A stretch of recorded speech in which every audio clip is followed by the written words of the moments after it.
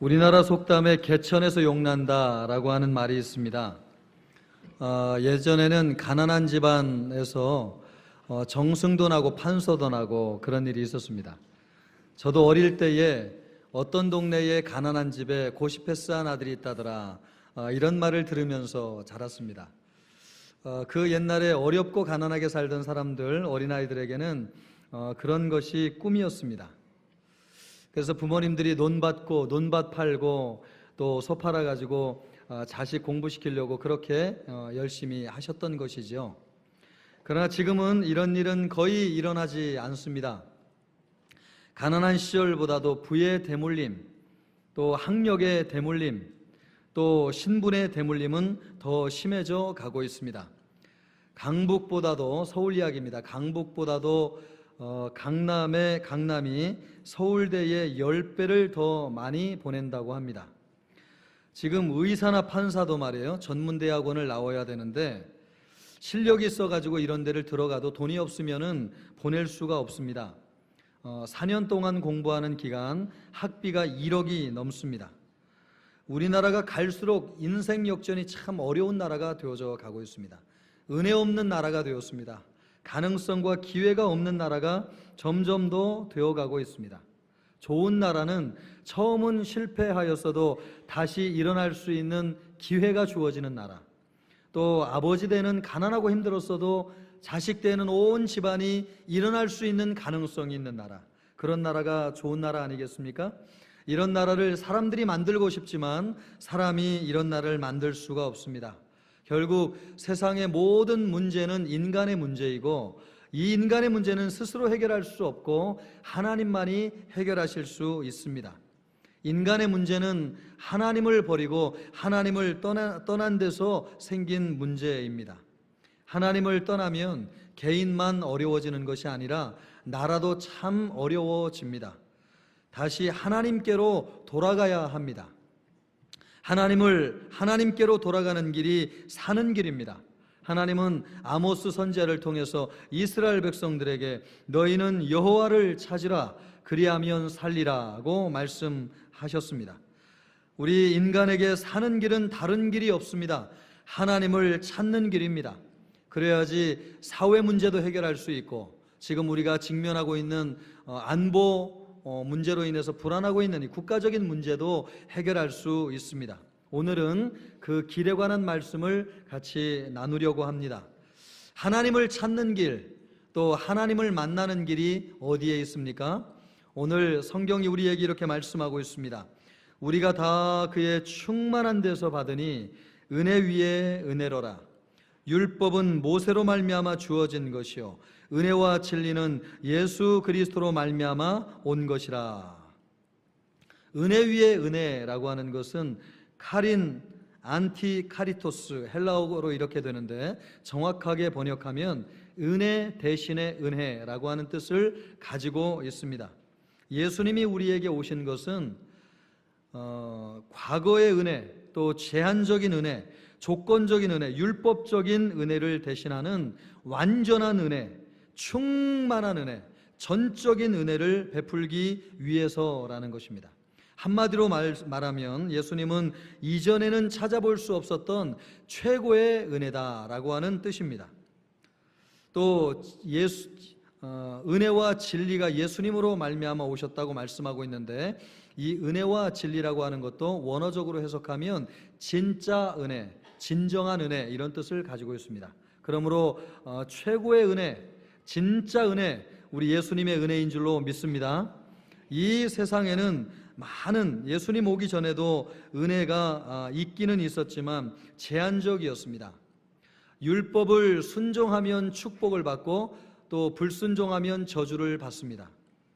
율법에 대한 인간의 반응이 축복과 저주를 결정하는 상황적인 은혜이고 제한적인 은혜였습니다. 우리 인간이 이 세상 살면서 가장 귀하게 여기는 은혜가 어버이 은혜입니다. 그러나 이 어버이의 은혜도 완전하지 않습니다. 부모님이 나이 들어서 우리의 곁을 떠나시면 어버이의 은혜도 함께 사라지는 것이죠. 요즘은 또 어떤 부모님들은 자식을 버리는 부모님들도 있습니다. 이런 것을 볼 때에 세상에서 최고의 은혜가 어버이의 은혜지만 어버이의 은혜도 완전한 최고의 은혜, 우리의 일생에 복이 되는 은혜는 아니다고 하는 것을 알 수 있습니다. 또 어버이의 은혜 못지않게 스승의 은혜를 귀하게 생각합니다. 그러나 스승의 은혜도 최고의 은혜가 될 수 없습니다. 우리 인간이 직면한 모든 문제에 대한 해답을 우리 스승님들이 다 줄 수 없기 때문에 그렇습니다. 스승도 우리에게 완전한 것을 해결해 주실 수 없지요. 그러므로 이 세상의 어떤 은혜도 완벽하고 무조건적이고 일방적인 은혜는 없습니다. 그러나 예수님의 은혜는 세상의 은혜와는 비교할 수 없습니다. 가장 완전한 은혜이고 무조건적인 은혜이고 우리의 행위와 상관없이 일방적으로 베풀어 주시는 은혜이고 부족함이 없는 충만한 은혜입니다. 인간이 받을 수 있는 최고의 은혜가 무엇이냐? 그것은 바로 예수님의 은혜입니다. 이 세상에 많은 은혜가 있지만 최고의 은혜, 진짜 은혜는 예수님의 은혜밖에 없습니다. 율법의 은혜를 대체하는 가장 좋은 은혜가 예수님의 은혜입니다. 예수님의 은혜를 능가하는 다른 은혜는 전혀 없습니다. 오직 예수님의 은혜입니다. 이 은혜는 예수님을 통해서만 받을 수 있습니다. 이 은혜가 개인에게 임하면 인생이 바뀌게 되는 것이고, 이 은혜가 가정에 임하면 깨어진 가정이 회복되는 것이고, 이 은혜가 나라에 임하면 나라의 운명이 바뀌는 것입니다. 엄청난 은혜입니다. 이 은혜를 받으면 모든 것이 다 이루어집니다. 우리가 세상에 좋은 것이 많이 있지만 무엇보다도 예수님의 은혜를 받아야 될 줄로 믿습니다. 예수님의 은혜가 최고의 은혜입니다. 예수님 안에 온갖 좋은 것들이 다 들어있습니다. 겉으로 보면 예수님은 아무것도 아닌 분같이 보여요. 그저 평범한 분처럼 보입니다. 그래서 우리가 예수님을 때로는 너무 쉽게 보고 업신여기면서 예수님을 아무것도 아닌 분처럼 취급할 때가 많이 있습니다. 그러나 예수님 안에 얼마나 많은 것들이 들어있는지를 알게 되면 놀라게 될 것입니다. 우리나라 대통령이 내일 유엔 총회에 참석하십니다. 대통령이 외국 순방에 갈 때에 대통령만 가는 것이 아닙니다. 외교, 안보, 국방, 경제 전문가들을 전부 다 대동하고 갑니다. 대통령이 갈 때 정부를 가지고 가는 것이죠. 국가를 대표해서 모든 결정을 할 수 있는 준비가 다 되어져 있습니다. 대통령이 타는 비행기는 우리가 일반적으로 아는 비행기와 틀립니다. 국가 비상사태가 생기면 며칠씩 공중에 떠 있으면서 국가를 통치할 수 있는 통신수단과 시스템이 다 갖추어져 있습니다. 대통령은 외국에 갈 때에 정부를 가지고 가기 때문에 그 나라와 계약을 체결할 것이 있으면 그 자리에서 직접 체결을 합니다. 대통령은 대통령 안에 정부가 있고 국가가 있습니다. 대통령 혼자 가는 것이 아닙니다. 예수님이 오신 것도 마찬가지입니다. 예수님 한 분이 오셨지만 그분 안에는 하나님의 나라가 들어있습니다. 예수님이 이 땅에 오셔서 모든 것을 결정하시고 또 모든 것을 행하실 수 있는 능력과 권한과 자원이 예수님 안에 다 들어있고 예수님이 그것을 다 가지고 오셨습니다. 예수님 안에 하나님의 나라가 들어있습니다. 예수님 안에 모든 좋은 것이 다 들어있습니다. 요한복음 1장 17절도 은혜와 진리는 예수 그리스도로 말미암아 온 것이라고 말씀하고 있습니다. 은혜와 진리가 예수님으로 말미암아 왔습니다. 최고의 은혜, 진짜 은혜, 바로 이것이 예수님이 오실 때에 같이 왔습니다. 모든 좋은 것이 예수님 안에 다 들어있습니다. 예수님을 붙잡으면 우리가 다 붙잡는 것입니다. 예수님 안에 모든 것이 다 있기 때문에 그렇습니다. 하나님의 나라도, 하나님의 능력도, 하나님의 권세도, 하나님의 은혜도, 하나님의 응답도 예수님 안에 다 들어있기 때문에 우리가 예수님을 붙잡으면 이 모든 것을 다 붙잡는 것입니다. 그래서 우리가 예수님 한 분을 믿었을 뿐인데 그로 인해서 우리의 인생이 달라지고 우리의 삶이 새로워지고 우리의 평생이 부요해지는 것입니다. 우리가 예수님을 한 분 영접했을 뿐이에요. 그런데 그분으로 인해서 우리의 인생이 얼마나 놀랍게 변하는 것입니까? 예수님 안에 모든 것이 다 들어있습니다. 우리나라도 예수님을 믿은 것뿐인데 반만년 역사보다도 지난 130년간 비교할 수 없을 정도로 수백만 배, 수천만 배 발전하고 성장하였습니다. 예수님 안에 모든 것이 다 들어있습니다. 목회를 하다 보면 많은 사람을 만나게 됩니다. 그런데 사는 분이 계시고 죽는 분이 있습니다. 살고 죽는 것이 세상에 달려있지가 않습니다. 재산을 다 잃었다거나 불행을 당했다고 해서 다 망하는 것이 아닙니다. 아주 가난하고 어려운 집이 있었습니다. 아버지는 일찍 돌아가시고 재산은 없고, 그러니까 동네에서 멸시천대를 받고 공부도 제대로 하지 못했습니다. 그렇다고 해서 그 집이 망한 것이 아니었습니다. 그 집에서 자라는 아이들이 하나님을 참 잘 경외하도록 가르치고, 또 예의 바르게 다른 사람들을 공경할 수 있도록 잘 하도록 가르쳤습니다. 좋은 성품을 가지고 좋은 일을 할 수 있는 선한 아이들로 자라고 길러졌습니다. 그 집은 다시 살아났습니다. 하나님의 은혜를 받고 사람들에게 존경받는 집안이 되었습니다. 그래서 동네 사람들이 예수님을 믿으려면 저 집처럼 믿어야 된다. 온 동네 사람들이 즐겁게 그 집을 회자하였습니다. 그러나 동네에서 제일 잘 살고요, 또 먹을 것 입을 것 참 많고, 또 창고와 마당에 또 마루에 방마다 곡식을 쟁여놓고, 또 그 동네에서 유지로 온갖 영화를 누린 집안이 있었습니다. 그런데 그 집 사람들이 좋은 사람들이 아니에요. 동네 사람들이 모여 있으면은 그 집 사람들이 지나다니면 수군거리는 그런 집이었습니다. 그 집 아이들이 성실하지를 않고요, 또 돈이 있어도 공부하는데 관심이 없고 인생을 그냥 쾌락을 쫓아서 되는 대로 인생을 살았습니다. 망한 집은 바로 그 잘 사는 집안이었습니다. 겉으로 보면 멀쩡해도 병든 집이 있고, 겉으로 보면 생활이 어렵고 사는 것도 힘든데 소망이 있는 집이 있습니다. 겉으로 보면 알 수 없습니다. 다 잃어버려도 다 가진 집이 있고, 다 가졌어도 텅 빈 집이 있습니다. 세상적인 기준으로 보면 죽고 사는 것이 우리 손에 보는 것처럼 빤해 보입니다. 그러나 그렇지 않습니다. 이 사람은 망하겠다, 이 사람 잘 되겠다, 우리 손금 보듯이 사람의 운명을 보는 것 같지만 여러분, 절대 그렇지 않습니다. 달동네에 살아도 불같이 일어나는 집이 있고, 타워팰리스에 살아도 무너져 내리는 집이 있습니다. 영적인 문제예요. 우리 속에 무엇이 있느냐의 문제예요. 우리의 속에 하나님의 은혜가 꽉 차서 그 은혜로 살고 하나님을 섬기는 집은 일어나게 되어져 있고, 세상의 모든 것을 가지고 있어도 하나님의 은혜로 살지 않으면 언젠가는 미끄러지게 되어져 있습니다. 제가 참 존경하는 신앙인 가운데 D.L. 무디가 있습니다. 가난한 집안에서 7남 2녀 중 6째 아들로 태어났습니다. 아버지는 석공이었는데 일찍 돌아가셨습니다. 학교는 6달밖에 다니지를 못했습니다. 돈이 없어서. 10살 때 출판사 직공으로 일하면서 힘들게 사시는 어머니를 도왔습니다. 16살 때 보스턴에 있는 친척이 운영하는 구두 공장에 직공으로 취직했습니다. 그때 우연히 예수님을 믿고 예수님을 구주로 영접했습니다. 이 가난한 사람이 말이에요, 의지할 데가 없는데 예수님을 믿고 나니까 얼마나 좋은지요. 교회 가는 것이 참 그렇게 좋고, 예수님의 옛자만 해도 얼마나 즐겁고 행복한지요. 막 가슴이 뜨겁고 너무너무 좋은 것입니다. 세계를 우리가 다 품을 수 없지만 예수님의 사랑을 받고 나니까 온 세상이 다 내 것 같아요.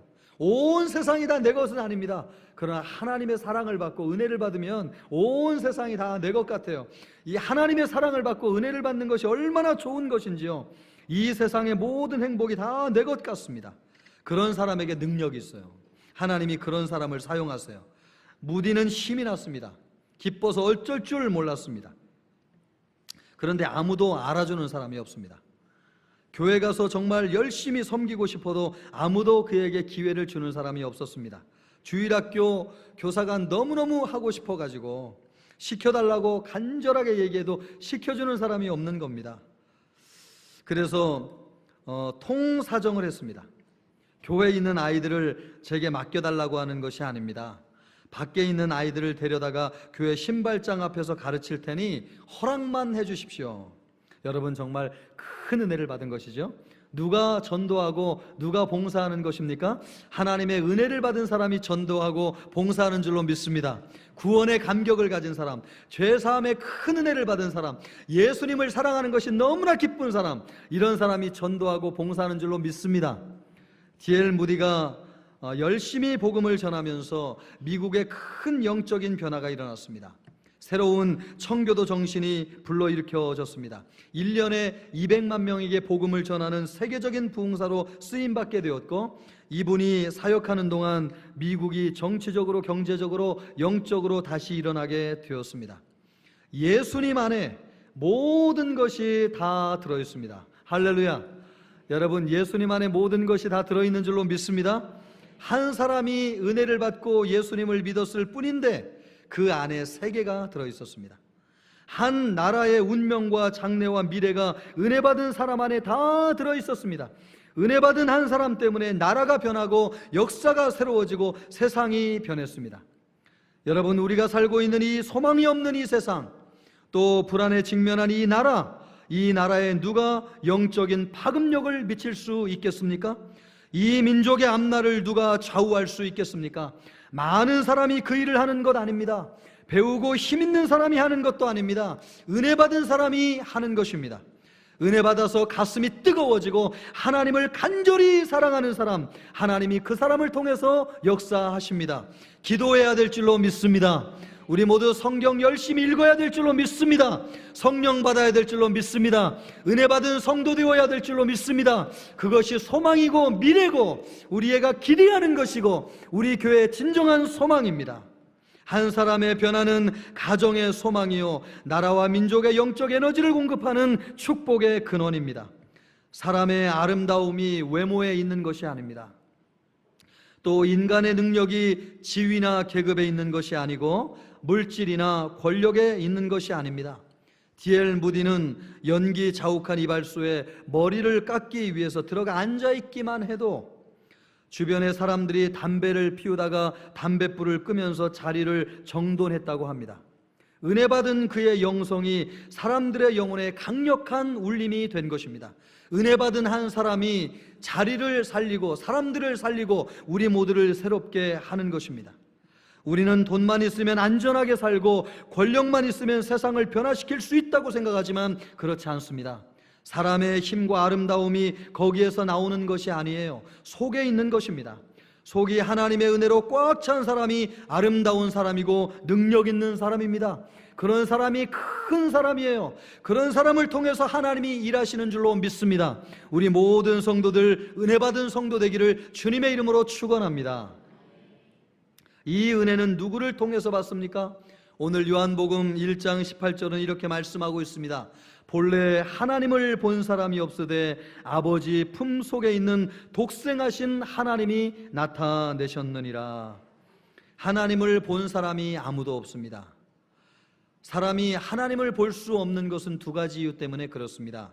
첫째는 하나님은 영이시기 때문에 그렇습니다. 두 번째는 우리 인간이 범죄하여서 하나님 면전에서 쫓겨났기 때문에 그렇습니다. 그래서 출애굽기 33장 20절 말씀을 보면 내가 내 얼굴을 보지 못하리니 나를 보고 살 자가 없음이니라고 말씀하셨습니다. 그런데 오늘 이 신약 성경이 우리에게 주시는 놀라운 메시지가 무엇입니까? 하나님을 볼 수 있는 길이 열려졌다는 것입니다. 누구를 통해서요? 우리에게 오신 독생하신 예수 그리스도를 통해서 그 길이 열려졌습니다. 아버지 품속에 있는 독생하신 예수 그리스도를 통해서 그 일이 이루어졌습니다. 예수님이 아버지의 품속에 있다고 하는 것은 가장 친밀한 관계에 있다고 하는 뜻입니다. 아들 예수님과 아버지 하나님과의 관계는 무엇과도 비교할 수 없는 친밀한 관계입니다. 예수님이 최대한 가까이서 하나님을 보았습니다. 그래서 하나님의 성품을 제일 잘 아시는 분이 누구시냐? 예수님이세요. 또 하나님의 뜻과 계획을 제일 잘 아시는 분이 누구시냐? 예수님이세요. 하나님이 모든 것을 우리에게 주시기를 원하시는데 그것을 누구를 통해서 주십니까? 예수 그리스도를 통해서 우리에게 주십니다. 하나님을 보고 하나님을 알고 싶은 분이 있습니까? 독생하신 예수 그리스도에게로 나가기를 바랍니다. 후쿠시케 다카시라고 하는 분은 세계 최초의 초박형 LCD를 개발한 주역이면서 히다치사에서 30년간 근무하였습니다. 5개 국어를 능통하게 하시는 분이시고 다수의 세계 특허를 소유한 초인류 기술자였습니다. 일본 과학기술의 자존심이었고 보화 같은 분이셨습니다. 그런데 이분이 2004년도에 스키장에 스키를 타러 갔다가 뇌출혈로 그 자리에서 쓰러졌습니다. 2시간 반 만에 병원으로 옮겨졌는데 뇌의 50%가 죽었다는 진단을 받았습니다. 21일 동안 무의식 속에 갇혀 있었는데 놀랍게 신기하게 말입니다. 의식이 없고 몸을 움직일 수 없고 눈을 뜰 수 없는데 사람들이 하는 이야기가 들리는 것입니다. 그래서 의사가 와가지고 아내에게 이야기하기를 당신 남편은 살아날 가능성이 단 1%도 없으니까 마음을 정리하십시오. 이런 이야기를 하는 것이 무의식 속에 있는 이 사람에게 들려진 거예요. 그 이야기를 들으면서 하나님이 만약에 살아계시다고 한다면 이 세상 떠나갈 때 가장 아쉬운 것이 5살 난 딸이 있었는데 그 딸과 작별도 하지 못하고 하는 것이 못내 너무너무 아쉬웠습니다. 그러면서 하나님이란 분이 살아계시다고 한다면 이라고 하는 생각을 하게 되었는데 갑자기 그가 사막에 쓰러져 있는 것을 발견하게 되었습니다. 자기 자신이 사막에 쓰러져 있는 것이죠. 그런데 쓰러진 자기 자신을 향해서 어떤 분인가가 걸어오고 계신데 가만 보니까 그분이 예수님이셨습니다. 친구같이 푸근하고 따뜻한 사랑으로 예수님께서 그를 찾아오셨습니다. 예수님은 무엇이 필요하냐라고 물으셨고 물 좀 달라고 이야기하니까 파란 색깔의 물을 주면서 이것을 마시고 일어나라고 말씀하셨습니다. 그 물을 마시는데 온 몸에 불덩어리와 같은 생기가 들어오면서 그 순간 그분이 회복되었습니다.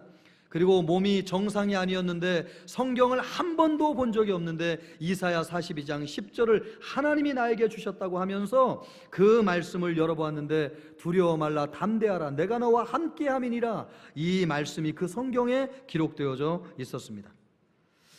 여러분 단지 죽음 앞에서 하나님을 찾았을 뿐인데 예수님이 찾아오셨습니다. 예수님은 하나님이십니다. 하나님은 영이시고 우리가 죄인이기 때문에 하나님을 볼 수가 없습니다. 그러나 예수님을 통해서 보는 길이 열려졌습니다.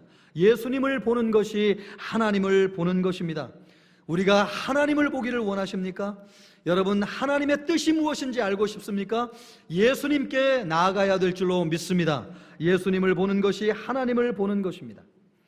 예수님을 묵상하면 할수록 예수님이 그렇게 사랑스럽고 그리울 수가 없어요.